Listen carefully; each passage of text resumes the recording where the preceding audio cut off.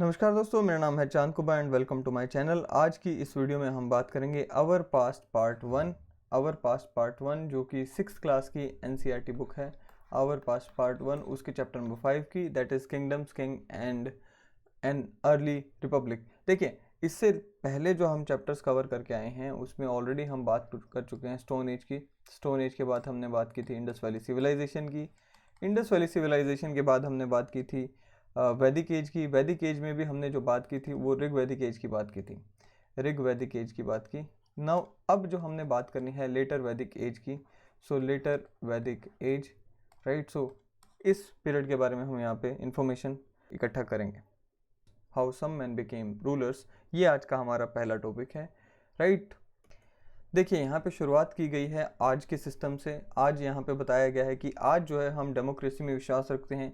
आज हम अपने रूलर्स को वोट करके यहाँ पे चूज़ करते हैं। इससे पहले जो हमने चैप्टर पढ़ा था, दैट इज़ चैप्टर नंबर 4, उसमें भी हमने बात की थी क्या कि जो जना है यानी कि जो ट्राइब्स हैं, जो उस समय के जो लोग थे, वो जो असेंबलीज़ की हमने बात की थी, सभा एंड समिति, उसमें बैठते थे, बातचीत करते थे, डिसीजन लेते थे कि किस तरह से अपना राजा या जो अपना प्रतिनिधि है उसको चुना जाए, किस तरह से एक रूलर को चुना जाता था, राजन को चुना जाता था, हमने बात की थी, राइट। हमने कहा था कि हेरिडिटरी का सिस्टम जो है अभी नहीं आया था। वहाँ पे बेसिकली हो क्या रहा था, रूलर को यहाँ पे चुना जा रहा था। बट अब हमें देखने को मिलता है क्या, अब जब लेटर वैदिक एज शुरू होती है, आज से around 3000 years ago, around 1000 BC का ये जो पीरियड है, जब लेटर वैदिक एज शुरू होती है, तो वहाँ पर क्या होता था, around 3000 years ago we find some changes taking place in the way in which rajas were chosen. Some men now became recognized as rajas by performing very big sacrifices, right? तो यहाँ पर जो राजाज हैं वो बनते हैं अपनी पावर के बेसिस पर, अपनी कैपेबिलिटी के बेसिस पर एक बार बन जाते हैं, सेक्रीफाइसेस परफॉर्म करके बन जाते हैं। एंड उसके बाद जो है वो हेरिडिटरी रूल यहाँ पर हमें चलता हुआ दिखाई देता है। नाउ यहाँ पर होता क्या था, बेसिकली यहाँ पर एक जो पावरफुल चीफ्टन होते थे वो अश्वमेध यज्ञ परफॉर्म करते थे। मान लीजिए एक छोटी सी ट्राइब है, उस ट्राइब का जो रूलर था वो अश्वमेध यज्ञ परफॉर्म करता था, अश्वमेध यज्ञ परफॉर्म करता था। ना ये जो अश्वमेध यज्ञ है, इसमें होता क्या है, बेसिकली इस ट्राइब का जो रूलर है वो अपना जो हॉर्स है, अपना घोड़ा है, उसे छोड़ेगा और वो घोड़ा जहाँ जहाँ जिस जिस राज्य में जाएगा उस राज्य में वो जो राज्य है उसके पास दो ऑप्शन है। मान लीजिए ये इन राज्यों में गया घोड़ा एंड उन राज्यों के पास दो ऑप्शंस हैं, या तो वो ये जिस राजा का घोड़ा है उसके अधीन हो जाएं, उसको अपना ओवरलोड स्वीकार कर लें, या उस राजा से लड़ाई करें, राइट। तो यहाँ पर अगर यहाँ पर मान लीजिए उसको ओवरलोड स्वीकार कर लेती है ये स्टेट, तो ये जो इस ट्राइब का राजा है वो इसका भी राजा बन जाएगा, राइट। लेकिन अगर मान लो ये स्टेट इसको यहाँ पर ओवरलोड स्वीकार करने से मना कर देती है, इसको ओवरलोड स्वीकार नहीं करती है, अपना राजा स्वीकार नहीं करती है, तो इन दोनों स्टेट्स के बीच में यहाँ पर लड़ाई होगी, राइट। तो ये अगर जीत गया तो इसका घोड़ा आगे जाएगा, नहीं जीता तो ये एटलीस्ट ये वाली जो स्टेट है ये इंडिपेंडेंट रहेगी और ये व्यक्ति, ये जिसका घोड़ा था उसका, वो जो है इस स्टेट का राजा नहीं बनेगा। सो लाइक दैट ये सिस्टम यहाँ पे काम करता था। So as you can see, the Ashvamedha or the horse sacrifice, one of such rituals. A horse was let loose to wander freely and it was guarded by raja's men. If the horse wandered into the kingdoms of other rajas, they stopped it, they had to fight. यही हमने यहाँ पे बात की। If they allowed the horse to pass, it meant that they accepted that the raja who wanted to perform the sacrifice was stronger than them. अब जिन जिन states ने उस राजा की सुजरेनिटी जो है स्वीकार कर लिया, आधिपत्य स्वीकार कर लिया जिसका वो घोड़ा था, उन सभी स्टेट्स के राजाओं को ये अल्टीमेटली ये वाला राजा जिसका घोड़ा था वो बुलाएगा एंड एक सेक्रीफाइस परफॉर्म किया जाएगा, जिसमें एक ब्राह्मण होगा, ब्राह्मण एक साइड पे बैठेंगे एंड एक साइड ये जो जीता हुआ राजा है जिसका घोड़ा था वो बैठेगा, एंड बाकी सारे जो राजा हैं जिन्होंने इसका आधिपत्य स्वीकार किया है, इस जीते हुए घोड़े वाले राजा का आधिपत्य स्वीकार किया है, वो सबको भी बुलाया जाएगा और वो भी उस यज्ञ में, उस हवन में बैठकर पार्टिसिपेट करेंगे। पार्टिसिपेट इन द सेंस कि they will be sitting there to as an audience, right. And raja who organise the sacrifice was recognized as being powerful, right, and all those who come brought gifts for him, और जितने भी यहाँ पर दूसरे लोग आएंगे, चाहे वो जो हारी हुई स्टेट्स हैं उनके राजा हैं, या जो वो स्टेट्स हैं जिन्होंने इसको अपना इसका आधिपत्य स्वीकार किया है, इसकी सुजरेनिटी स्वीकार की है, उसके राजा हैं, चाहे वो आम जनता है, जितने भी जो लोग आएंगे इस सेक्रीफाइस में, वो इस जीते हुए राजा के लिए यहाँ पर गिफ्ट लेकर आएंगे। इन सेक्रीफाइसेस का जो सेंट्रल फिगर है वो राजा ही रहता था, राजा ही यहाँ पर मेन फिगर रहता था, और उसके लिए एक स्पेशल सीट बनाई जाती थी, उसको सिंहासन या थ्रोन कह सकते हैं, या टाइगर की स्किन हो सकती थी। His charioteer who was his companion in the battlefield and witnessed his exploits chanted the tales of his glory। Again यहाँ पर आप देख पा रहे हैं कि जो राजा जीता हुआ है उसका जो सारथी था, उसके रथ का जो सारथी था, जो हर समय उसके साथ युद्ध में रहा, वो इस राजा की यहाँ पे जो ग्लोरी है उसकी गुणगान गाएगा, इस राजा की जो महानता है, किस तरह से इस राजा ने युद्ध लड़ा, उसके बारे में लोगों को यहाँ पर गाएगा।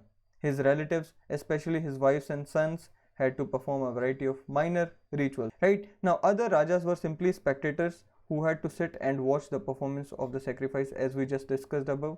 Right? इसके बाद हमें देखना है क्या, priests performed these rituals, including the sprinkle of sacred water on the king. Ordinary people, the wish or the vaishyas, also brought gift. However, some people, such as those who were regarded as shudras by the priests, were excluded from many rituals. तो यहाँ पे society में क्या हो रहा है उसके बारे में भी हमें इससे एक झलक देखने को मिल रही है क्या, कि जो शूद्र जो लोग थे, शूद्र लोग जो थे, उनको यहाँ पर रिचुअल्स का भी पार्ट बनना या हिस्सा बनने के लिए अलाउ नहीं किया गया था। जो वैश्य क्लास थी वो यहाँ पर राजा के लिए गिफ्ट लेकर आ रही हैं। सो आप देखते हो यहाँ पर वर्णा सिस्टम जो है वो कम्प्लीटली डेवलप हो चुका है। आपने देखा एक क्षत्रिय है, क्षत्रिय क्लास यहाँ पर आ चुकी है, राइट, क्षत्रिय क्लास आ चुकी है जहाँ पर राजा हमें देखने को मिल रहा है। दूसरी ब्राह्मण क्लास है यहाँ पर, जो कि प्रीस्ट हैं, वो यहाँ पे ब्राह्मण क्लास है जो कि यहाँ पर हवन परफॉर्म कर रहे हैं। एंड वैश्य आपने कहा कि यहाँ पर जो है गिफ्ट्स लेकर आ रहे हैं। एंड शूद्रास को यहाँ पर अलाउड ही नहीं है, ठीक, शूद्रास को यहाँ पे अलाउड ही नहीं है आना, राइट। तो चारों क्लासेस का यहाँ पर वर्णन हो चुका है, राइट। सो कंप्लीट वर्णा सिस्टम जो है यहाँ पर हमें देखने को मिलता है। नाउ वर्णा है क्या? We have many books that were composed in North India, especially in the areas drained by Ganga and Yamuna during this period, right। तो अभी हमने जो लेटर एक वैदिक एज की बात की तो हमें देखने को मिलता है कि उस समय में यहाँ पर 3 वेदास को यहाँ पर लिखा गया था, कंपोज किया गया था। कौन से 3 वेद थे यहाँ पर? सामवेद, यजुर्वेद एंड अथर्ववेद। तो ये 3 वेद को हम यहाँ पर जो है गंगा यमुना द्वाब में यहाँ पर लिखा गया था। बेसिकली जो पिछला चैप्टर हमने पढ़ा था, लास्ट चैप्टर जो हमने पढ़ा था, उसमें हमने देखा था क्या, जो ऋग्वेद है, ऋग्वेद को हमने पढ़ा था कि ऋग्वेद को इंडस एरिया में, इंडस एंड इंडस की जो ट्रिब्यूटरीज हैं उस एरिया में, यानी कि नॉर्थ वेस्टर्न इंडिया में कंपोज किया गया था। लेकिन जो लेटर वैदिक एज के लोग थे वो उस नॉर्थ वेस्टर्न एरिया से, north western part of the Indian सब कॉन्टिनेंट से उठकर वो गंगा यमुना एरिया में आ चुके थे, गंगा यमुना द्वाब में आ चुके थे, राइट। सो वेस्टर्न इंडिया में उनकी मूवमेंट हो चुकी थी। एंड ये जो तीनों यहाँ पर वेदास लिखे गए हैं, सामवेद, यजुर्वेद एंड अथर्ववेद, ये सब जो वेद हैं ये ईस्टर्न इंडिया में ही लिखे गए हैं। ईस्टर्न इन द सेंस कि आपका यमुना गंगा जो द्वाब है उसमें लिखे गए हैं।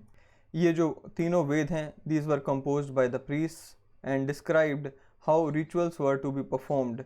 दे also contained rules about the society. Basically ये जो तीनों वेद हैं, आप सामवेद देखें तो आपको पता चलता है क्या कि जो ऋग्वेद हैं उसी की जो हाइम्स हैं उनको यहाँ पर कैसे गाया जाएगा, लगभग वैसी बातें इसमें की गई हैं। यजुर्वेद में एंड अथर्ववेद में लगभग यहाँ पर रूल्स ऑफ सेक्रीफाइस, वो सब बातें यहाँ पर की गई हैं। ऑल्सो यहाँ पे they also contained rules about the society, right. Now there were several different groups in the society at that time, जिसमें कि priests, warriors, farmers, herders, traders, craftsperson, labourers, fishing, ये सब आ रहे हैं। And some priests and warriors were rich as were some farmers and traders. Others, including many herders, craftsmen, laborers, fishing folk, hunters, gatherers, they were all poor, right। तो society में यहाँ पर जो है आपको देखने को मिलता है कि रिच एंड पुअर क्लास भी आ चुकी है, रिच एंड पुअर क्लास यहाँ पर आपको देखने को मिलती है। सो वर्ण सिस्टम के साथ यहाँ पर आपको दिख रहा है कि क्लास सिस्टम भी यहाँ पर काइंड ऑफ आता जा रहा है, राइट। एंड प्रीस्ट्स जो है divided the society into 4 groups. जो प्रीस्ट थे, जो ब्राह्मण थे, उन्होंने सोसाइटी को यहाँ पर 4 ग्रुप्स में डिवाइड कर दिया था, जिसको हमने वर्ण कहा, जो अभी हमने यहाँ पर पढ़े। अकॉर्डिंग टू देम ईच वर्ण had a different set of functions. Now ये जो डिवीजन है, ये डिवीजन की गई सोसाइटी में on the basis of labour. आप देखिए, लेबर के बेसिस पर, जो आपकी ड्यूटीज़ हैं उसके बेसिस पर यहाँ पर डिवीजन की गई है, जिसमें आपको देखने को मिलता है क्या, the first varna was the Brahmans. जो ब्राह्मण्स हैं उनका क्या काम था, they were expected to study the Vedas and teach the Vedas, perform sacrifices and receive gifts, right. So ये जो आप देख रहे हैं वर्णा सिस्टम की जो यहाँ पे डिवीजन की गई है, basically this is the division on the basis of labour, right. Second जो यहाँ पर हमें देखने को मिलता है, दीज वर द रूलर्स, जिनको आप क्षत्रिय कहते हैं, and they were expected to fight battles and protect peoples. And third जो है यहाँ पर विश या वैश्यास जिसको बोलते हैं, they were expected to be farmers, herders and traders, right. तो ये इनका काम हुआ करता था। ये जो क्षत्रियास एंड वैश्यास हैं, they could perform sacrifices along with this Brahmanas, ये इनको अलाउड था। एंड द लास्ट जो लास्ट हमें यहाँ पर वर्ण देखने को मिलता है, that is Shudras, who had to serve other 3 groups. जो ब्राह्मण, क्षत्रिय, वैश्य हैं, उन तीनों को सर्व करने की इनकी ड्यूटी रहती थी। एंड इनको जो है यहाँ पर हम अलाउ नहीं करते थे, उस समय के जो लोग हैं इनको अलाउ नहीं किया जाता था टू परफॉर्म रिचुअल्स, राइट। तो perform rituals they were not allowed, right. So यहाँ पर often women were also grouped with the Shudras. Women को और शूद्रा को इकट्ठे यहाँ पर आप देख सकते हैं। क्यों? क्योंकि यहाँ पे विमेन एंड शूद्रास दोनों को ही यहाँ पे वेद पढ़ने की आज़ादी नहीं थी। एंड विमेन जो है डायरेक्टली वहाँ पर यज्ञ हवन नहीं परफॉर्म कर सकती थी, although they could sit with husband, अपने हस्बैंड के साथ वहाँ पर छोटे छोटे रिचुअल्स जैसे कि हमने देखा वो परफॉर्म कर सकती थी, राइट। सो वेदास पढ़ने के मामले में अब यहाँ पर विमेंस की जो रोल है वो ख़त्म हो चुका था। जबकि हम ऋग्वैदिक एज में बात कर रहे थे, क्या ऋग्वैदिक एज में हमने देखा था कि विमेन को जो है, there were some women who participated actively in the learning of Vedas. And उन्होंने, हमने देखा था कि उन जो वो विमेन जिनकी हमने वहाँ पे बात की थी, गार्गी, उन्होंने वहाँ पर हाइम्स भी कंपोज की थी ऋग्वेदा में, ठीक। सो यहाँ पर जो है विमेन की जो कंडीशन है, that is comparatively going down in this later Vedic age. अब एक चीज़ और देखने की हमें ज़रूरत है यहाँ पर कि ये जो प्रीस्ट थे या जो ब्राह्मण थे, उन्होंने एक चीज़ और यहाँ पर इम्पोज कर दी थी। वो ये कि उन्होंने कहा कि जितने भी हमने ग्रुप्स की बात की, चाहे वैश्य, शूद्र, ब्राह्मण, क्षत्रिय, वैश्य, शूद्र, ये सभी जो हैं ये आपको बर्थ के आधार पर असाइन हो जाते हैं, राइट। ये आपको बर्थ के आधार पर यहाँ पे असाइन हो जाते हैं। यानी कि क्या, if once father and mother were Brahmans, one could automatically become a Brahman and so on, right. So later they classified some of them as untouchables, right. एक चीज़ मैं यहाँ पे क्लियर कर दूँ कि ऋग्वैदिक एज की अगर हम बात करें तो वहाँ पर जो है जो ये डिवीजन ऑफ जो सोसाइटी थी, it was purely on the basis of your occupation. ऐसा पॉसिबल था कि एक ही फैमिली में वहाँ पर आपको कुछ लोग जो हैं क्षत्रिय का काम करते हुए देखें, कुछ लोग आपको वहाँ पर वैश्य का काम करते हुए दिखें, एंड कुछ लोग आपको शायद ब्राह्मण का काम करते हुए दिखें, राइट। सो एंड कुछ लोग आपको उसमें शूद्रा का काम भी करते हुए दिखें। सो एक ही फैमिली में आपको जो है मल्टीपल टास्क परफॉर्म करते हुए दिखाई दे सकते थे। लेकिन यहाँ पर जो है वर्ण सिस्टम ज़्यादा रिजिड हो जाता है लेटर वैदिक एज में। जो वर्ण सिस्टम है वो और ज़्यादा रिजिड होता हुआ हमें दिखाई देता है। एंड यहाँ पर आपको बाय बर्थ ही जो है वर्ण असाइन हो जाता है, and accordingly you do the job, right. So अगर आप शुरू से ही ब्राह्मण पैदा हुए हैं तो आपसे ये उम्मीद रखी जाती है कि आप ब्राह्मण ही बनेंगे। एंड लाइक दैट ये सोसाइटी यहाँ पर लेटर वैदिक एज में हमें चलती हुई दिखाई देती हैं, राइट। इसके साथ साथ they also classified some people as untouchable. These included craftsperson, hunters and gatherers, as well as people who helped perform burials and cremations, right। तो यहाँ पे चांडाल्स इनको कहा जाता था, इस बुक में अभी शायद नहीं आया है, आगे आपको देखने को मिलेगा। चांडाल्स इनको कहा जाता था। एंड ये जो चांडाल्स हैं ये कम्प्लीटली अनटचेबल। सो आप अगेन देख पा रहे हैं कि अनटचेबिलिटी की भी जो प्रथा है, इनिशियल स्टेज यहाँ पर उन्हीं की देखने को मिलते हैं, राइट। सो जो हंटर गैदरर्स होते थे या जो ऐसे लोग जो मीनियल जॉब जैसे कि बिरियल्स एंड क्रीमेशन का जो जॉब करते हुए दिखाई देते हैं, उनको यहाँ पर अनटचेबल आपने करार कर दिया है, राइट। सो द प्रीस्ट जो ब्राह्मण थे उनके अकॉर्डिंग इन अनटचेबल्स के साथ जो कॉन्टैक्ट होता है that was very polluting, right. So ये एक प्रॉब्लम वहाँ से ही शुरू हो जाती है और बाद तक हमने देखा कि अभी कॉन्स्टिट्यूशन में बहुत सारी चीज़ें, हाल फिलहाल में जब हमारा कॉन्स्टिट्यूशन बना उसमें भी हमने यहाँ पर आर्टिकल 17 डाला। उसके बाद हमने देखा कि बहुत सारे एक्ट लेकर आने पड़े हमें इस प्रॉब्लम से लड़ने के लिए, राइट। सो ये प्रॉब्लम कंटेम्प्रेरी हिस्ट्री में भी आपको देखने को मिलती हैं। Now many people did not accept the system of varnas and laid down by that was laid down by Brahmans, right. So यहाँ पर कुछ ऐसे लोग भी थे जिन्होंने इस वर्ण सिस्टम का हिस्सा बनने से मना किया, राइट। एंड यहाँ पर कुछ ऐसे क्षत्रिय थे जो अपने आप को जो ब्राह्मणों से सुपीरियर मानते थे। देखिए ब्राह्मण्स ने ये जो वर्ण सिस्टम लेकर आया था उसमें एक चीज़ तो यहाँ पर जो हमें देखने को मिलती है वो ये कि ब्राह्मण्स ने अपने आप को जो है सबसे ऊपर बताया। ब्राह्मण्स ने जो अपना वर्ण है वो सबसे ऊपर बताया, फिर कहा कि जी क्षत्रियाज आ जाते हैं, फिर कहा वैश्याज आ जाते हैं और आखिरी में शूद्राज आते हैं। एंड शूद्राज के बाद तो यहाँ पर एक नया जो ग्रुप बना चांडाल्स का, वो यहाँ पर हमें देखने को मिलता था। बट इस सिस्टम के खिलाफ भी कुछ लोगों ने आवाज़ उठाई थी एंड उन्होंने कहा जी नहीं ऐसा नहीं है, हम जो है क्षत्रिय हैं तो हम ब्राह्मण से ऊपर हैं, सुपीरियर हैं। एंड कुछ ऐसे लोग भी थे यहाँ पर जो कि वर्ण सिस्टम के कम्प्लीटली अगेंस्ट थे और उनको लगता था कि वर्ण जो है हमारे जन्म के आधार पर तय नहीं किया जा सकता and it should not be decided on the basis of our birth. And कुछ यहाँ पर ऐसे भी थे, beside some people felt that there should be no difference amongst the people based on occupation, काम के आधार पर कोई डिफरेंस यहाँ पर नहीं किया जाना चाहिए।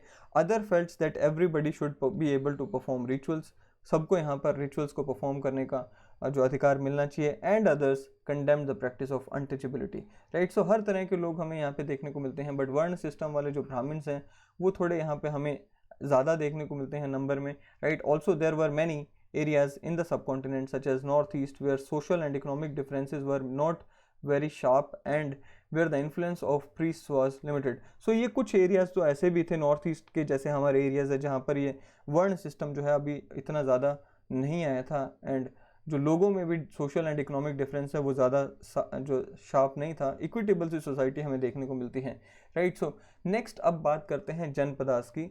तो हमने लास्ट चैप्टर में देखा था क्या कि हमने जन की बात की थी, राइट। जन क्या होता है, एक ट्राइब होती है, right. So it is a group of people जिसको हमने जन कहा था। नाउ अब कई सारी जो जन है, right, when a number of जन हैज कम टुगेदर वो जो है जनपद बन जाता है, राइट। सो जनपद के बारे में यहाँ पर बात की गई है। तो आप उसमें देख पाते हैं the rajas who perform these big sacrifices were now recognised as the rajas of janapadas rather than janas. आपको फिर एक बार उसी पेज पर लेके जाता हूँ जहाँ पर हमने अश्वमेध यज्ञ की बात की थी। तो यहाँ पर आप देख पा रहे हैं मैंने क्या कहा था कि ये एक ट्राइब का राजा है, एक जन का राजा है। उसने दूसरी ट्राइब के जो राजा थे उसको चैलेंज किया, वहाँ से अगर उसका घोड़ा पास हो जाता है, उसका हॉर्स जो है पास हो जाता है, फिर तीसरे एरिया में जाएगा, वहाँ से पास हो गया एंड लाइक दैट यहाँ पर ये जितने ट्राइब्स ने इसको एक्सेप्ट कर लिया एज अ मोर पावरफुल राजा, ये सब जो हैं इसी राजा के अंडर आ जाएंगे जिसका वो घोड़ा था। एंड ये सभी जो जन हैं, ये सभी जनों को मिलाकर यहाँ पर क्या बन गया, ये सभी जनास को यहाँ पर मिलाकर बन गया जनपद, ठीक। तो ये सभी जनों को मिलाकर यहाँ पर क्या बन गया, जनपद, right. So it is a comparatively bigger unit जहाँ पर एक राजा के नीचे कई सारी ट्राइब्स हमें देखने को मिलती हैं, right. The word janapada literally means the land where the jana set its foot and settled down. Some important janapadas are shown on page number 49। उसके बारे में हम देख लेते हैं। 49 अगला ही पेज है, यहाँ पर आप देख पा रहे हैं, right. So let me zoom in. आप ये जो है जनपद देख पा रहे हैं जहाँ पर आप इम्पोर्टेंट जनपद एंड महाजनपद एंड सिटीज़ यहाँ पे बताया गया है। सो आप यहाँ पर देख पा रहे हैं जनपद, राइट। सो यहाँ पर जो कुरु है, पांचाल है, ये जनपद के नाम है एंड कौशला जनपद हैं, राइट। सो ये जनपदास हैं, राइट। तो आपने इम्पोर्टेंट जनपद देखे। अब वापस चलते हैं।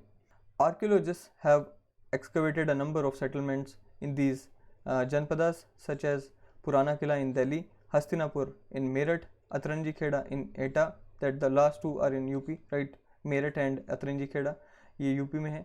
They found that people lived in huts, तो झोपड़ी में रहते थे, हट्स में रहते थे, and they kept cattle as other animals.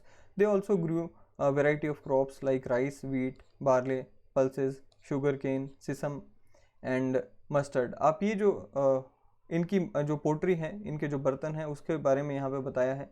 देखिए जो जनपदास एंड महाजनपदास की एज थी बेसिकली वहाँ पर हमें PGW देखने को मिलता है, पेंटेड ग्रेवेयर। अब इसके बारे में थोड़ा देखते हैं। Plates and bowls are most common vessels made out of PGW, that is painted graveware.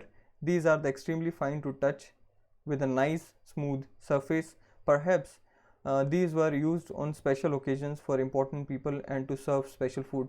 तो ये है PGW painted graveware, right? So grey है इसका कलर, वैसे जनरली ग्रे रहता है, and it is painted upon, grey जो कलर का बर्तन है उसके ऊपर यहाँ पर पेंटिंग आप ये देख पा रहे हैं, राइट। सो काफ़ी ज़्यादा स्मूथ है ये सरफेस एंड काफ़ी पतला है ये बर्तन, एंड बहुत ही फाइन बर्तन है ये, बहुत ही आराम से और बहुत बढ़िया तरीके से इसको बनाया गया है, right. And as you can see they made earthen pots, some of these were grey in colour, others were red. One special type of pottery that has been found is known as painted graveware. As is above from the obvious from the name, these are grey pots had painted designs, usually simple lines and geometrical patterns. ये हमने अभी देखा, right. सो जनपद से महाजनपद की journey अब देखनी है, महाजनपद की जर्नी को अब देखते हैं। महाजनपदास की अगर हम बात करें तो आज से लगभग 2500 साल पहले, 2500 ईयर्स अगो, यानी कि अराउंड 500 BC की अगर हम बात करें तो हमें यहाँ पर राइज ऑफ महाजनपदास देखने को मिलता है। अब मैंने वहाँ पर एक एग्जांपल यूज़ किया था कि यहाँ पर एक जन है, उन्होंने अश्वमेध यज्ञ परफॉर्म किया एंड जहाँ जहाँ उनका घोड़ा गया एंड उन्होंने उसको जाने दिया, वो जो दूसरी स्टेट्स थी उन्होंने अगर जाने दिया तो ये जनपद बन गया ना। ये जो जनपद थे, इन्हीं जनपदास में से कुछ जो है जनपद वो ज़्यादा स्ट्रॉन्ग हो जाते हैं एंड ये जो छोटे छोटे जनपद थे उनको अपने अंडर ले आते हैं एंड वो बन जाते हैं महाजनपद, right. So some janpadas became more important than others and were known as महाजनपद, right? and again यहाँ पर आप महाजनपद भी देख पाएंगे। अब ये जो एज ऑफ महाजनपदास है इसको एज ऑफ सेकेंड अर्बनाइजेशन भी कहा जाता है, एज ऑफ सेकेंड अर्बनाइजेशन भी कहा जाता है।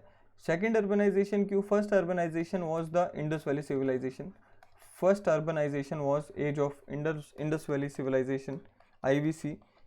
और ये जो सेकंड जनपदास, जो सेकंड अर्बनाइजेशन है, इसको महाजनपदास की एज को सेकंड अर्बनाइजेशन कहा जाता है। They had a capital city and many of these were fortified, right. तो यहाँ पर सिटीज़ का कंसेप्ट आ जाता है दोबारा, इंडस वैली सिविलाइजेशन के बाद यहाँ पर सिटीज़ का कंसेप्ट हमें देखने को मिलता है। And many of these cities were fortified, यानी कि उनके चारों ओर किलाबंदी की जा रही थी। This means that huge walls of would, brick and stone were built around them, right. So again यहाँ पर बहुत सारी जो सिटीज़ हैं वहाँ पर हमें देखने को मिलता है क्या, जैसे राजगृह है, कौशाम्बी है, राइट, हस्तिनापुर है, तक्षशिला है, राइट। तो ये सब जो है कैपिटल सिटीज़ थी, राइट। एंड सिटीज़ का यहाँ पर हमें देखने को मिलता है trend, right. Forts were probably built because people were afraid of attacks from other kings and needed protection. For obvious reasons forts को यहाँ पे बिल्ड किया जाता था। And again it is also likely that some rulers wanted to show how rich and powerful they were by building the really large walls, right। so again एक तरीका था जिसके द्वारा आप अपनी रिचेस को, अपनी पावर को दिखा सकते हो। जितनी बड़ी टॉल इम्प्रेसिव वॉल्स हैं, जितनी बड़ी सिटी है, उतना ही बड़ा आपको उतना ही ज़्यादा रिच एंड पावरफुल आपको यहाँ पर समझा जाता है। Also in this way the land and the people living in side the fort were always under the control of the king. जो राजा है वो अपने ये मान लीजिए ये एक फोर्ट बना दिया गया। अब देखिए फोर्ट जो है वो क्या होता है, सबसे पहले तो ये समझने की ज़रूरत है। Fort is a very large wall, एक बहुत बड़ी वॉल जो है अगर एक बहुत बड़े एरिया को सराउंड कर रही है तो उसे हम फोर्ट बोल देते हैं। जनरली फोर्ट से कन्फ्यूजन होती है कि फोर्ट के अंदर जो बिल्डिंग्स हैं उनको भी इंक्लूड किया जाता है। फोर्ट का बेसिक सा मतलब जो है वो एक बहुत बड़ी दीवार जो है जब आपको सराउंड कर रही है एक शहर को या एक बहुत बड़े एरिया को सराउंड कर रही है, उस दीवार को जो है हम बेसिकली फोर्ट बोल रहे हैं। एंड देखिए यहाँ पर कई फोर्ट्स इतने बड़े होते थे कि उन्हीं में यहाँ पर खेत भी आ जाते थे, जो फील्ड्स हैं वो भी आ जाते थे, एंड साथ में यहाँ पे टाउन भी आ जाता था, राइट। एंड टाउन्स तो बेसिकली कवर किए ही जाते थे। नाउ ये जो फोर्ट्स थे, एक तो हमने कहा कि इन फोर्ट्स के ज़रिए राजा की पावर हमें दिखती है, राजा की रिचेस हमें दिखती हैं। दूसरा हमें यहाँ पर देखने को मिलता है कि ये जो फोर्ट्स हैं, इन फोर्ट्स के अंदर रहने वाले जो लोग होते थे, जो राजा की जो यहाँ पे जनता होती थी, जो प्रजा होती थी, वो भी राजा के कंट्रोल में रहती थी, राइट। जो प्रजा है वो भी राजा के कंट्रोल में रहती है यहाँ पर। And this was also one of the reasons कि राजा जो है इतने बड़े बड़े फोर्ट्स में इन्वेस्ट करते हैं। अब ये इतने बड़े जो फोर्ट्स हैं ये ऐसे ही नहीं बनाए जा सकते, आपको इसके लिए बहुत सारी प्लानिंग चाहिए। प्लानिंग के साथ साथ यहाँ पर हज़ारों और लाखों की संख्या में ब्रिक्स यानी कि ईंटें और पत्थर चाहिए, right. So they also have to be arrange for, and इसका मतलब ये भी था कि आपको बहुत सारी लेबर चाहिए एंड बहुत सारे लोग चाहिए, possibly thousands of man, women and children. And along with that आपको ये सारा कुछ करने के लिए बहुत सारे रिसोर्सेज भी चाहिए, तो वो भी फंड्स भी चाहिए। तो ये सब इतना आसान नहीं था। एंड डेफिनेटली अगर ये पैसा इतना होगा राजा के पास, इतनी उनकी इनकम हो गई, तभी वो ये फोर्ट्स को बनाया जा सकता है, right. So fortification wall at Kaushambi, ये जो आप फोटो देख पा रहे हैं, ये बहुत ही बड़ी फोर्ट की फोटो आप देख पा रहे हैं। And this you can see there is a person, right. तो ये इतना छोटा दिख रहा है, तो फोर्ट की वॉल तो आप समझ पा रहे होंगे। This is the picture of remains of wall made of bricks found near present day Allahabad, जो कि Kaushambi. A part of it was probably built about 2500 years ago, right. So ये जितने भी फोर्ट्स हैं इन सब की हमने बात की। The new rajas now begin maintaining armies also, तो हमने लेटर वैदिक एज में क्या कहा कि आर्मीज आ चुकी थी, राइट। ये जो एज है अभी महाजनपदास की, जबकि हम ऋग वैदिक एज की जब बात कर रहे थे तो हमने क्या कहा था, स्टैंडिंग आर्मी नहीं थी, टेम्परेरी आर्मी थी। लेकिन अब क्या है, स्टैंडिंग आर्मी यहाँ पर आती हुई हमें दिखाई देती है। सोल्जर्स वर पेड रेगुलर सैलरीज, अब जब स्टैंडिंग आर्मी होगी तो 24/7 आपकी सर्विस में है, तो आप उसको रेगुलर सैलरी भी दोगे। And these were maintained by the king throughout the years, right। so some payments were probably made using the punch marked coins, and उनके बारे में हम आगे बात करेंगे। पंच मार्क्ड कॉइन्स क्या होते हैं वो सब जो है हम आगे जैसे जैसे वो टॉपिक्स आएंगे उसके बारे में हम बात करेंगे। अब बात की जा रही है टैक्सेस की। तो देखिए अभी हमने बात की क्या कि जो रूलर्स ऑफ महाजनपदास थे उन्होंने बहुत बड़ी बड़ी फोर्ट्स को बनाना शुरू कर दिया था, बहुत बड़ी बड़ी आर्मीज़ को बनाना शुरू कर दिया था। आर्मीज़ की रेगुलर सैलरी देनी होती थी, फोर्ट्स को बनाने के लिए बहुत सारे रिसोर्सेज चाहिए होते थे, एंड इस सब के लिए हमें रिसोर्स चाहिए, राइट। तो अब वो जो है वॉलंटरी गिफ्ट्स पे डिपेंड नहीं रह सकते। अब वो जो राजा हैं वो वॉलंटरी गिफ्ट्स पे जो ओकेजनली ऋग वैदिक टाइम में पीपल लेकर आया करते थे, आम जनता लेकर आती थी, उस पर डिपेंड नहीं रह सकते। अब उन्होंने यहाँ पर क्या किया, अब उन्होंने यहाँ पर टैक्सेस भी कलेक्ट करने शुरू कर दिए हैं, and they needed officials to collect the taxes, right. So यहाँ पर ऑफिशियल्स अपॉइंट किए जाने लगे instead of depending upon the official occasional gifts brought by the people, as in the case of rajas of janapadas, जो कि लेटर वैदिक period में भी हमें देखने को मिलता है। अब उसके बदले में अब यहाँ पे हमें क्या देखने को मिलता है, they started collecting regular taxes. अब यहाँ पे टैक्सेस का यहाँ पे हमें बताया गया है, taxes on crops was the most important tax, and यहाँ पर हमें देखने को मिलता है कि this was because most of the people were farmers. ये जो टैक्स होता था it was fixed around at 1/6 of what was produced, right. जितनी आपकी प्रोड्यूस हो रही है उसका 1/6 आपको टैक्स में देना होता था, एंड उसको बोला जाता था भाग, भाग यानी शेयर, ठीक। There were taxes on the crafts person as well, right, और they had to perform, they could have been in the form of labour, so वो लेबर परफॉर्म करके अपना टैक्स दे सकते थे, राइट। 1 दिन 2 दिन महीने में आप जो है किंग के लिए जाके काम करेंगे, right. A weaver or a smith may have had to work for a day every month for the king. इसी तरह से जो हर्डर्स होते थे they were also expected to pay taxes in the form of animals and animal produce, and there were also taxes on the goods that were brought और sold through trade. So trade जो हो रहा है वो जब शहर में आएगा, कैपिटल सिटी में आएगा, तो वहाँ पर भी टैक्स होगा। जो राज्य में एंटर करेगा, स्टेट में एंटर करेगा, तब भी आप टैक्स दे रहे हैं। सो अलग अलग जगहों पे यहाँ पे टैक्स लिया जा रहा है। हंटर गैदरर्स से भी यहाँ पर राजा जो है टैक्स लेते थे। उन हंटर गैदरर्स को एक्सपेक्ट किया जाता था कि they will give something the raja from the jungle produce और the forest produce, right. So taxes यहाँ पर हर एक व्यक्ति से आम खास से लिया जा रहा है। नाउ चेंजेस इन एग्रीकल्चर, देखिए महाजनपदा की जो एज है वहाँ पर हमें एग्रीकल्चर में भी 2 चेंजेस देखने को मिलते हैं, 2 major changes in the agriculture around this time. One was growing use of ploughshare, iron ploughshare का यहाँ पर जो यूज़ है, जो लोहे का हल है उसका यूज़ जो हमें यहाँ पे बढ़ता हुआ दिखाई देता है। इसका मतलब क्या है, जब आप आयरन का प्लोशेयर यूज़ कर रहे हैं तो क्या होगा, जो मिट्टी है भारी से भारी, हैवी से हैवी मिट्टी जो है, क्लेई मिट्टी है, उसको भी आसानी से यहाँ पे टर्न ओवर किया जा सकता था, and that were better than wooden ploughshare. Life उनकी अच्छी थी, हैवी होते थे, तो जो जितनी मर्जी हैवी यहाँ पे सोयल हो, जितनी मर्जी क्लेई सोयल हो, उस सब को यहाँ पर इजीली हैंडल किया जा सकता था, so that more grains could be produced. Second, यहाँ पर ट्रांसप्लांटिंग ऑफ पैडी शुरू हो चुका था। नाउ ट्रांसप्लांटिंग ऑफ पैडी आज भी चलता है, पहले क्या किया करते थे, जनपद एंड ऋग्वैदिक पीरियड में लोग क्या किया करते थे, उस समय जो है लोग अपने फार्मर्स जो होते थे वो अपने सीड्स को यूं ही डिस्पर्स कर देते थे खेत में, राइट। सो फील्ड्स में यूं ही डिस्पर्स कर देते थे, उसमें से जहाँ पे जर्मिनेशन हो गई वो जो पौधा है राइस का वो उग जाता था। बट अब जो है अब ऐसा नहीं होता है।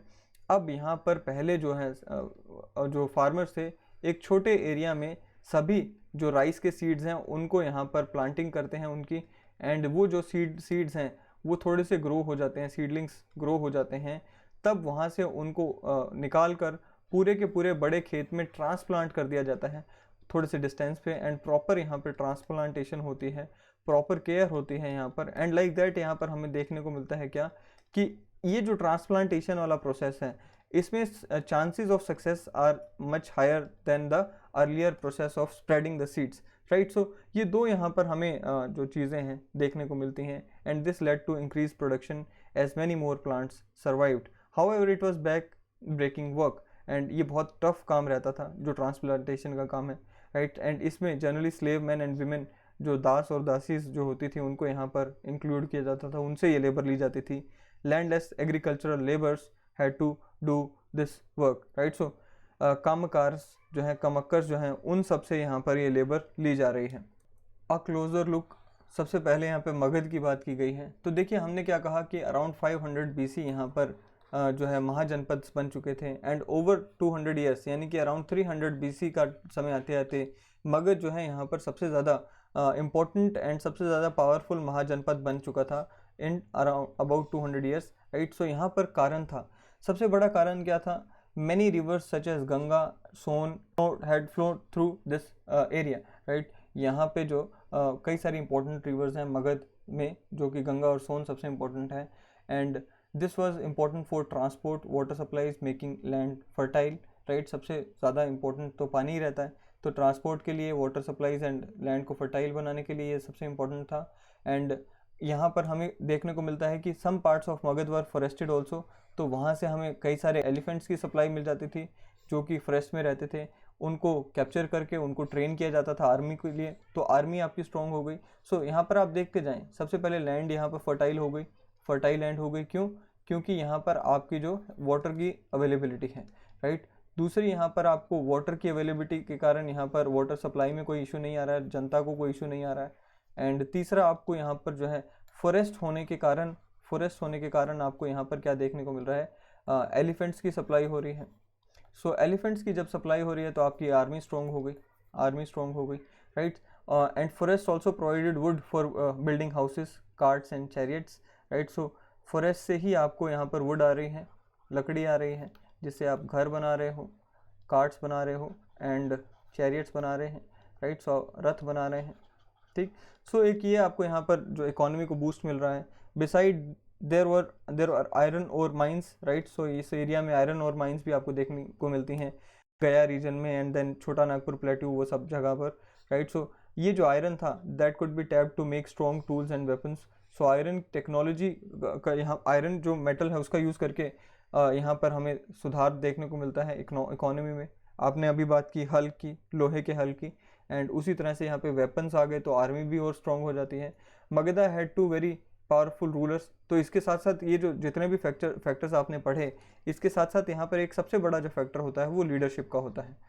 तो लीडरशिप अगर अच्छी मिल जाए तो सोने पे सुहागा जिसको आप बोल सकते हैं, राइट। तो यहाँ पर Bimbisara and Ajatashatru around 500 BC का जो पीरियड था, तब उस समय यहाँ पर दो इम्पोर्टेंट पावरफुल लीडर्स यहाँ पे मिल जाते हैं, बिम्बिसार, उसके बाद उन्हीं के बेटे Ajatashatru, right, who used all possible means to conquer other Janapadas. उन्होंने सभी जो आसपास के जो जनपदास थे उनको कंकर करने की कोशिश की, जीतने की कोशिश की।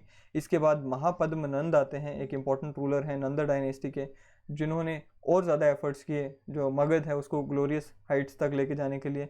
ही extended his control up to north western part of the subcontinent, right. And आज का जो राजगीर है वो उस समय की कैपिटल हुआ करती थी। राजगीर आज जो बिहार में हमें देखने को मिलता है, एक इम्पॉर्टेंट बुद्धिस्ट सेंटर भी है, राइट। सो यहाँ पर उस समय जो है मगध की कैपिटल हुआ करती थी, जब अजातशत्रु या बिम्बिसार या फिर महापद्मनंद की हम बात कर रहे हैं, right. So this was the capital of Magadh for several years. Initially I mean Mahapadmananda के समय में तो नहीं थी इनफैक्ट, बट उससे पहले हुआ करती थी अजातशत्रु एंड बिंबिसार के समय में, राइट। सो इनिशियली ये रही, लेटर जो है कैपिटल जो है वो शिफ्ट कर दी गई कहाँ पर, पाटलिपुत्र में, जो कि आज का पटना, जो कि बिहार की कैपिटल है, राइट। सो ये सारी स्टोरी थी।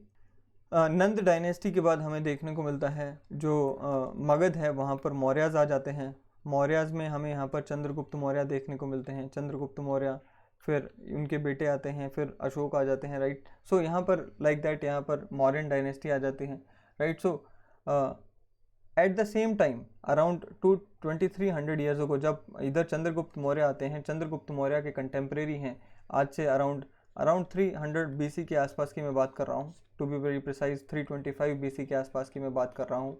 उस समय जो है एक अलेक्जेंडर नाम के एक मैसिडोनियन रूलर भारत को कंकर करने की दिशा से आते हैं। मैसिडोनिया जो कि यूरोप में है, वहाँ के ये रूलर थे और पूरी दुनिया को कंकर करना चाहते थे। Of course he couldn't conquer the world, but he did conquer parts of Egypt, west Asia and came to Indian subcontinent. Indian continent में भी हमें उनको देखने को मिलता है कि जो ब्यास के वेस्ट का एरिया है, जहाँ पर उन्होंने तक्षशिला को और जो उनके रूलर थे अम्भी, उनको यहाँ पे कंकर कर लिया था। फिर उनका पुरु के साथ यहाँ पे युद्ध होता है एंड वो सब स्टोरीज हम सुनते हैं, उसको आगे डिस्कस करेंगे आगे जब आएंगे वो। बट अगेन हमें देखने को मिलता है कि ब्यास रिवर तक वो पहुँच चुके थे, ब्यास रिवर तक वो पहुँच चुके थे एंड ब्यास रिवर पर आने के बाद उनके सोल्जर्स ने यहाँ पर आगे लड़ने से रिफ्यूज़ कर दिया, राइट। तो आगे और ईस्ट बढ़ने से वहाँ पे उन्होंने रिफ्यूज़ कर दिया। अब अलग अलग हिस्टोरियंस ने यहाँ पर अलग अलग इंटरप्रिटेशंस दी हैं। हम अगर एनसीईआरटी की बात करें, इस चैप्टर की बात करें, तो हमें देखने को क्या मिल रहा है, that they were scared as they had heard that the ruler of India had vast armies of foot soldiers, chariots and elephant. यहाँ पर बेसिकली ये नंद डायनेस्टी की बात की जा रही है। धनानंद जो आखिरी रूलर थे नंदास के, उस समय इंडिया के खासकर मगध के वो जो रूलर थे। सो अलग अलग बुक में यहाँ पर अलग अलग इंटरप्रिटेशन हमें देखने को मिलती है। यहाँ पर ये जो एनसीईआरटी है ये कह रही है कि जी धनानंद से वो डर गए, नंद रूलर जो थे, राइट। सो कई सारी बुक्स में हमें देखने को मिलता है कि उनके सोल्जर्स ने इसलिए रिफ्यूज़ कर दिया कि वो युद्ध से परेशान हो चुके थे, हार चुके थे एंड इसलिए युद्ध से परेशान हो चुके थे, अपने साथियों को खो चुके थे, तो इसलिए वो आगे बढ़ना नहीं चाहते थे। बट एनसीईआरटी में ये लिखा हुआ है तो हम इसके साथ जाएंगे, राइट। सो आगे एक और यहाँ पर स्टेट यानी एक और यहाँ पे महाजनपद की बात की गई है, that is Vajji. While Magadha became powerful kingdom, Vajji with its capital at Vaishali Bihar was under a different form of government known as गण और संघ, राइट। सो मगध जो है वहाँ पर हमने क्या कहा, किंगडम था, मोनार्की थी, राजा था, राइट। बट यहाँ पर जो वज्जी है, जो वैशाली जिसकी कैपिटल है, वहाँ पर जो फॉर्म ऑफ गवर्नमेंट थी that was Republican form of government, Republican form of government, right. तो वहाँ पर गण था, गण संघ जिसको बोलते हैं। तो इसमें क्या होता है थोड़ा सा वो देख लेते हैं। Gana is used for group that has many members, sangha means an organisation और एसोसिएशन। सो यहाँ पर जो रूल है that was performed by a number of people together, right. So उसी के बारे में यहाँ पे बताया गया है। इन अ गण और sangha there were not one but many rulers, sometime even when thousands of men rule together, each one was known as raja. ये जितने भी वहाँ पे गण के मेंबर्स होते थे या जितने भी एसोसिएशन संघ के मेंबर्स होते थे, वो सभी को रूलर्स माना जाता था और उन्हीं सभी को यहाँ पर राजा शब्द कहकर उनको बुलाया जाता था, right. So these rajas performed rituals together. तो वहाँ पर जो किंगडम में एक राजा जो काम करता है, जो एक राजा जो किंगडम में काम कर रहा है, यहाँ पर ये सभी राजा जो हैं काम कर रहे हैं। So performed rituals together, they also met in assemblies, decided what to do, what had to be done and how through discussions and debate. So ये एक दूसरे के साथ बात करके मिलजुल के यहाँ पे डिसीजन लेते हैं। For example, if they had to attack, if they were attacked by an enemy, they met to discuss what should be done to meet the threat. However, women, dasas and kamakkars could not participate in these assemblies. So ये वही women, das and kamakkars ये जो हैं यहाँ पर differentiated groups थे जिनको allowed नहीं था इन असेंबलीज का हिस्सा बनना। Both Buddha and Mahavira belong to ganas और sanghas and some of the most vivid descriptions of the life of sanghas can be found in Buddhist books. So Buddha and जो बुद्ध, भगवान बुद्ध जिनकी हम बात करते हैं, और महावीर जो कि जैन धर्म के यहाँ पर तीर्थंकर थे, ये दोनों के दोनों जो हैं गण असेंबलीज या जो संघ हैं वहाँ से बिलोंग करते थे। एंड इनके जो डिस्क्रिप्शंस हैं, यानी कि जो संघ की जो किताबें हैं, बुद्ध की जो बुद्धिस्ट धर्म की जो किताबें हैं, उनमें संघ और गणनास के बारे में काफ़ी इन्फॉर्मेशन हमें देखने को मिलती हैं, राइट। उसी का एग्जाम्पल हमें यहाँ पे देखने को मिला है, जहाँ पर दिग्ग निकाय, ठीक, this is an account of Vajjis from Digha Nikaya, a famous Buddhist book, जिसमें कई सारी स्पीचेज ऑफ बुद्धा भी कंटेंड हैं। These were written down about 2300 years ago. इसी बुक में यहाँ पर एक स्टोरी हमें समझ आती है, जहाँ पर अजात शत्रु जो कि वज्जिस को अटैक करना चाहते थे, जो कि गण संघ थे, उनको अटैक करना चाहते थे, तो उन्होंने बुद्ध की एडवाइस लेने के लिए अपने एक मिनिस्टर जिसका नाम था वसक्करा, उनको बुद्ध के पास भेजा कि बताएं कि हमें अटैक करना चाहिए या नहीं। बुद्ध ने उस मिनिस्टर से पूछा, Buddha asked whether Vajjis met frequently in full assemblies, यानी कि उन्होंने पूछा कि क्या वो वज्जिस जो हैं वो अभी भी फुल असेंबलीज में मिलते हैं, क्या वो अभी भी सब इकट्ठे बैठ के डिसीजंस लेते हैं। तो उन्हें उत्तर मिलता है कि हाँ, वो अभी भी असेंबलीज में बैठते हैं, मिलते हैं और सब मिलकर डिसीजन लेते हैं। सो बुद्ध रिप्लाइड कि जब तक Vajjis they continue to prosper, they would continue to prosper as long as, वो तब तक प्रॉस्पर करेंगे जब तक they held full and frequent public assemblies, they met and acted together, followed established rules, they respected, supported and listened to the elders. Vajji women were not held by force or captured, and chaityas, local shrines, were maintained in both towns and villages. Wise saints who followed different beliefs were respected and allowed to enter and leave the country freely. अब आप ये एक पढ़ के पूरा ये इस text को हमें क्या पता चल रहा है, ये बेसिकली हमें पता चल रहा है कि उस समय के फीचर्स क्या थे जहाँ जो कि उस समय में उस सोसाइटी में फॉलो किए जाते थे। यहाँ पे वज्जिस की बात की गई है, तो वज्जी सोसाइटी में क्या फीचर्स फॉलो किए जा रहे थे उसके बारे में हमें यहाँ पे पता चल रहा है कि असेंबलीज होती थी, दे एक्टेड टुगेदर, एस्टेब्लिश्ड रूल को फॉलो किया जाता था, लाइक दैट। ये जितने भी फीचर्स हैं उस समय की सोसाइटी के बारे में हमें इंफॉर्मेशन देते हैं, right. So rajas of the powerful kingdom tried to conquer sangha, right, nevertheless these lasted for about long time till 1500 years ago, when the last Gan or Sangh were conquered by Gupta rulers, about whom you will read in chapter 10. So देखिए, वैसे तो ये जो गणाज हैं ये इतने ज़्यादा powerful emerge होके नहीं आते हैं, पर कुछ जो हैं इनमें से फिर भी बच जाते हैं, मगध के कंट्रोल में भी नहीं आए, एंड टिल गुप्ता रूल ये कुछ बचे रहते हैं जब लास्ट गण संघ को कंकर किया गया था। अब कंटेम्प्रेरी डेवलपमेंट अगर हम देखें, आज से 2500 साल पहले की अगर कोई कंटेम्प्रेरी डेवलपमेंट देखें, यानी कि 500 BC के आसपास की कोई कंटेम्प्रेरी डेवलपमेंट देखें, तो हमें देखने को मिलता है क्या है, the people of Athens set up a form of government which was called democracy, which lasted for about 200 years. All man are over the age of 30 were recognised as full citizens. यहाँ पर एक चीज़ को देखें कि man, all free man, यहाँ पे slaves भी हुआ करते थे, तो फ्री मैन, यहाँ पे दोनों ही वर्ड इंपॉर्टेंट हो जाते हैं। एक तो फ्री होने चाहिए, स्लेव्स नहीं होने चाहिए, दूसरा मैन होने चाहिए। विमेंस को यहाँ पे राइट नहीं मिला हुआ था, right, so they were not recognised as full citizens, and उनकी एज 30 years एंड अबव होनी चाहिए। There was an assembly that met at least 40 times a year to decide the important matters. All citizens could attend these meetings. Now full citizens ही यहाँ पर meetings को attend कर सकते थे, यानी free man over the age of 30. Appointments of many positions were made through lottery. All those who wanted to be chosen gave in their names, and then some were selected through lottery. Citizens were expected to serve in the army and navy, right? However, women were not considered citizen, जैसे कि हमने पहले बात की। जो foreigners होते थे उनको भी यहाँ पे सिटीजनशिप्स के राइट नहीं थे। So many foreigners who lived and worked in Athens as merchants and crafts person did not have right as citizens, उनके पास सिटीजनशिप के राइट्स नहीं थे। Besides there were several thousand slaves in Athens who worked in mines, fields, households and workshops, they too were not treated as citizens. तो हमने यहाँ पे शुरुआत में ही बात की कि फ्री होने चाहिए, फ्री मैन होने चाहिए, उन्हीं को यहाँ पे सिटीजनशिप राइट्स मिले हुए थे। So this is all about this chapter. I hope कि आपको ये चैप्टर समझ आया होगा। इफ़ येस तो अगली वीडियो में डेफिनेटली मिलेंगे। Till then take care, thank you, bye bye.